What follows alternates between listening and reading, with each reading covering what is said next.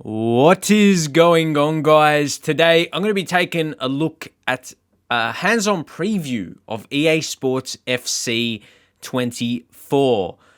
More information as the days go by. Yeah, we're getting more details, more little gameplay bits. But this video by IGN, provided by IGN. So I'm just going to take a look, hands-on preview, look at some gameplay. Simple as that. Give my thoughts, but also I'm sure they're going to talk about it and give their feedback. And yeah, I'm just going to give my general thoughts on that. And yeah, at this point, yeah, the general public is like, you just want to wait to get your hands on the game and give a judgment yourself. But what can I do now is give my opinion. So yeah, let's take a look and listen. EA Sports has unveiled FC 24, its first non-FIFA football game following last year's breakup between the two once famous friends. But don't expect a revolution on the virtual pitch to accompany this big budget rebrand. Instead, expect welcome quality of life improvements, a few positive gameplay tweaks, and a significant change to Ultimate Team that could dramatically shape up the competitive online meta. To me, that says the gameplay hasn't changed much at all. Yeah, we've improved Ultimate Team. Those words, yeah, trying to say as positively as they could, it feels the same. That's just my opinion. See what else I say. Hands-on preview. After extensive hands-on time with FC 24, it's safe to say this year's game looks and feels like what you'd expect from a FIFA 24. There are loads of... See, look at this. There's these little things that make it feel more fresh. Of course, the ad boards they had to update. I've said previously, I don't fancy the font of FC 24. It just, I don't know. It doesn't give EA vibes. But anyway, the Premier League scoreboard is neat. We'll say that. It does look cleaner. It does look cleaner just with everything, and then with the yellow on the player names. I don't know. That looks nice. Game looks and feels like what you'd expect from a FIFA 24. There are loads of new animations for FC 24, and you do notice them during gameplay. For example, Erling Haaland's unique running style, complete with his long arms waving about behind his arched back. FC 24 has a long list of plays. Like, people can easily give EA a lot of, you know what? Like, can we give them credit? That's actually pretty clean. That's pretty clean. With his long arms waving about behind like his with Haaland's running style. FC 24 has a long list of play styles that make a player much better at a specific thing. They're in Ultimate Team 2, which means the inevitable Team of the Week Haaland may include the power header play style. Just what the world's most overpowered goal machine needs. More power. The fear is one in particular will be deemed essential for online play and encourage a single way of scoring. See, I have an issue. I feel this camera looks good when you're watching gameplay, but when you're playing it, it doesn't feel right. That's the tricky thing. Does anyone else feel the same? Like, it looks good watching, but playing it just when you're, it doesn't feel right. You're not getting. I don't think you'd play your best with this camera, but I think this camera actually looks the best, which I'm struggling with. You know what I mean? It looks the best, but it's not the best if you want to play. Like, it's a strange one. Does anyone else feel the same? Just my thoughts. Would include just 2 men's teams, Man City and PSG, and 2 women's teams, Chelsea and Lyon, each of which was packed with high-rated players, so it was hard to tell if a particular player benefited much from the addition of a playstyle. These power-ups will probably prove the difference makers at high-level online play. A more interesting pitch-side addition is the 3... But isn't that high-level online play? Listen to that again. Chelsea and Lyon, each of which was packed with high-rated players, so it was hard to tell if a particular player benefited much from the addition of a playstyle. Isn't that what Ultimate Team is packed with? Just top-rated players? I like how they worded that, because it's opinion I have as well. How can you tell if you're any good if you're almost, especially later in the year, when, there's so many informed special cards, you're playing with almost maxed out players. So I like how they said that. Could lead to one of my opinions. These power-ups will probably prove the difference makers at high-level online play. A more interesting pitch-side addition is the 3 types of precision passing input commands. Each type paints a line on the pitch that shows the direction of the pass you're about to attempt. In-game, these passes feel like the manual passing of old, so it's not an entirely new idea. They're tricky to land, particularly the swerved precision pass, which, when used on a DualSense controller, forces you into a bit of a claw hand position, but they're highly rewarding. It's also worth pointing out the new controlled sprint. See, doing a finish from here, you're not... Is it just me? This is not the best camera to be executing a shot and scoring. You know what I mean? But it looks good for presentation purposes. So, yeah, it's very intriguing. The ball at a pace a step slower. It's just than a sprint, strange but fast angle enough to demand attention from defenders. There's a satisfaction that comes from darting away from tackles at the last minute, and there's an equally potent frustration that comes when you're on the receiving end too. Grealish, it's in! A well-taken goal, and no wonder he's off celebrating. Another change is you'll see the defenders affect the ball more than in last year's game. This is a trait of some defenders who are known for their interceptions and blocks. You'll also notice the ball sticks to the feet of successful slide tacklers rather than bounce about in some random direction, as it tends to in FIFA 23. Like, even in previous FIFA years, like, I hate when you make a tackle and it goes back to the other team. Like, again, give credit where credit is due. I suppose some people will be like, oh, wait, you make YouTube videos. EA, I've never had contact with EA ever. Always give my honest opinions. No bias, definitely not being paid by EA. They've never even given me the game early to play, so none of that is at least from me. But anyway, I'm just giving my honest perspective. When you make a tackle and it goes right back to the opponents, if that happens less and, yeah, you're a defender, you make a tackle and it stays to your feet, wow. I'm going to enjoy the game at least a bit more. There's still going to be other things that frustrate you. See, we're balanced. But that's something that will just feel so much better. You can make a tackle and keep possession. That will be freaking fantastic. I'll tell you what, you hear I'm passionate about that for sure. Bro, just look at the replay of it.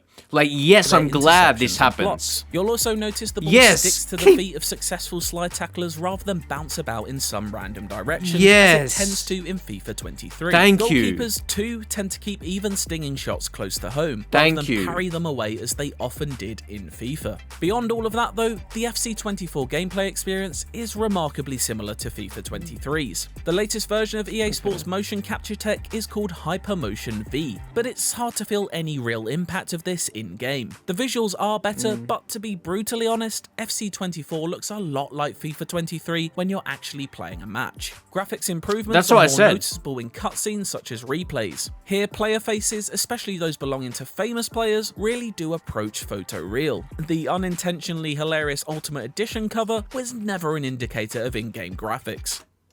Of course, like, you can say, again, put things both ways with how they're presenting in the camera. Like, why not? Like, we've got to ask for different things, because I was going to say, like, what are they going to add to a football game? Like, to make it look that much different from the previous year. Think about it for a second. Think about this for a second. What are they going to add to make it look completely different? Match, like, gameplay wise, to me they can't. What are they like? What can you add to make it look completely different? That's why they've gone deep. That's why they've added CJ from GTA San Andreas and passing it off as Ronaldinho. They've got to do something different. But seriously, you got to think about that point, because it's like, what do you expect it to look like? How different do you expect it to be? Like, just think about that. How different do you expect the game to be for a football game? Like, what do you expect? Robots? Whips? Like, you get the GTA vibes. I don't know. What do you expect them to add to a football game? Of in-game graphics. But you know gameplay changes are underwhelming when you get excited by menus. Anyone who's played a FIFA game for any decent career length of mode, time though. will tell you the menus are annoying. To give EA Sports credit, it used the Switch. Hold up. See, why? Why is it that, though? Will tell you the menus are annoying. Why? You get excited. Oh, look. But it's like these little things keep you interested, at least early on. I like the text. I don't know. Is it just me? Like the Samuel Fisher there. I like that. Like that. I suppose the presentation somewhat is important, and that's your early reaction. Like right now, damn, this looks good. But at the same time, like when you're playing the game long term, if gameplay is not right, that's gonna, like, you're not gonna sit here and, you know, just, how do you say this? You're not gonna just wonder over text. You know what I mean? Like the presentation good, let's get into a match, serious stuff. You know what I mean? So yeah, it's something you get excited about early on. Oh, look how good the menus look. But then, yeah, you got to get to the games and start winning. More importantly. To give EA Sports credit, it used the switch to FC as an opportunity to significantly overhaul see, that's the nice menus. with the cards. It's impossible to say whether they're faster to load at this point, given the hands-on took place in an offline environment, but the new vertical orientation means navigation is at the least straightforward. Oh, can you believe what we've just seen? EA Sports also deserves praise for adding women to Ultimate Team. This alone is a significant moment. Sorry. Like, I don't know about women and men's playing in the same team when that just simply doesn't happen in real life, for that simple fact. In terms of realism perspectives, that's just me. Like, women in the game, yeah, that would be cool. That is good. It's realistic. But for FIFA's it just doesn't look right. Most controversial mode. But the developers went one step. Like men and women, yeah. In most cases, natural. But on the football pitch, that's not a thing. So if that's not happening in real life, why would it be in a video game? You know what I mean? So yeah, it's a strange one. Further, a mixed men but and I get women, it. So they can play together for the first time in Ultimate Team. Oh, how lovely. Yeah, hug each other. Rashford. I need to hold back because I could think of so many things to say, but yeah. EA Sports confirmed FC24's controversial card pack system remains largely the same as FIFA's, which stamps out any hope some may have had that this new era may have sparked something of a rethink among the publisher's top brass. EA Sports executives will no doubt point to the new Evolutions feature, which lets you improve a qualifying card's stats, rating and design via the completion of objectives, as yet another string to the bow of player choice. But there appears to be no significant change to Ultimate Team's grubby, exploitative pay-to-win underbelly. Given the billions the loot boxes bring in, it was probably fanciful to think that there would be. The addition of women into Ultimate Team deserves to grab the FC24 related headlines, but there isn't much competition. FC24 is probably the game FIFA 24 might have been had EA Sports and FIFA remained pals. See, logically, to me, yeah, sure, I don't even mind women in Ultimate Team.